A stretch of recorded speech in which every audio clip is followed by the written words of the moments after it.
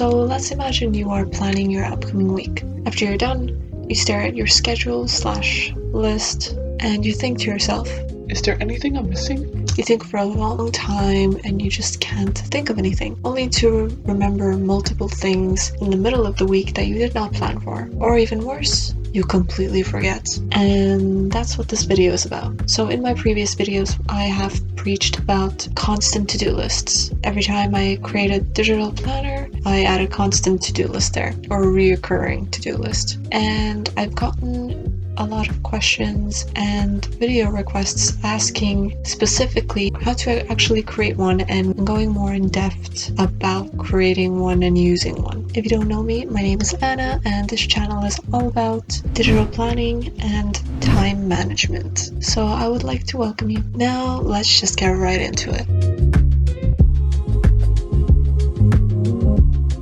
What I'm going to do is I'm going to my weekly overview template, and if you want my template, the link will be down in the description box. It's free if you want it, but of course you can make your own template from scratch as well if you'd like. Now I'm gonna go to the very bottom and I have this section called templates, and you can set it up any other way you would like. It honestly depends on you, but I am going to add a new card in this gallery view, and we're gonna begin. First of all, knowing what tasks to add in the first place. Well, we will figure that out now.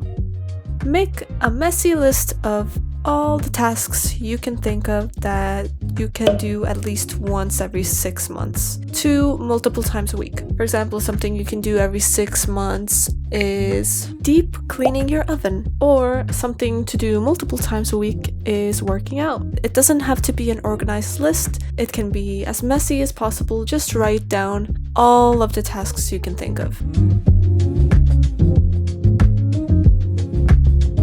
When you're done writing down every reoccurring task that you can think of right now, it's time to sort them into categories. So the categories I would add would be work/finances, errands, chores, to schedule ahead, self-care and health, and relationships. When you're done adding all of those categories, it's time to sort that messy list of reoccurring tasks into those categories. During this time, new ideas or constant to-dos might pop into your head during this time, which is great. Go ahead and add them to your designated categories. Now go through each category and see if you can think of anything extra to add.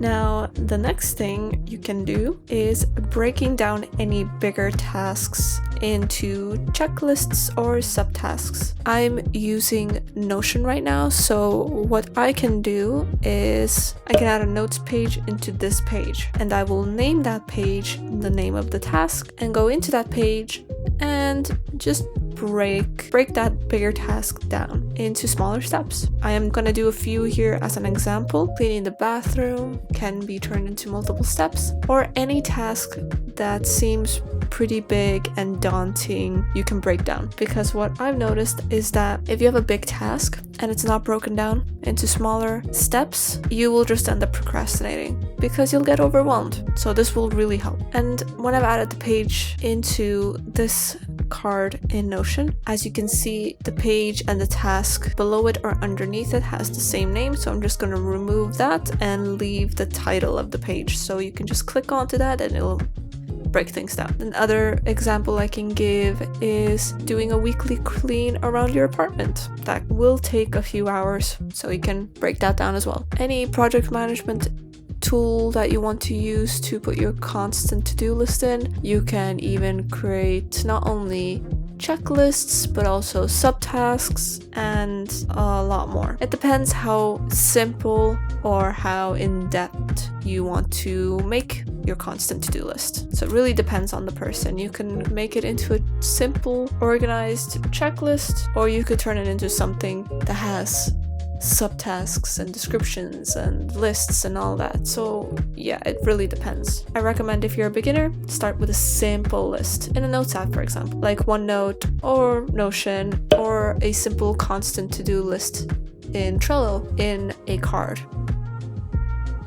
Now, when you've done this to all the tasks that need it, mind you, this step would be unnecessary for tasks that don't seem overwhelming or daunting. You can do them automatically or quickly, like for example, mopping. Doesn't really require many steps. Whereas, if you have an apartment cleaning routine that takes hours, then yes, go ahead, create a checklist. But don't make it for every single task. There's no need for that.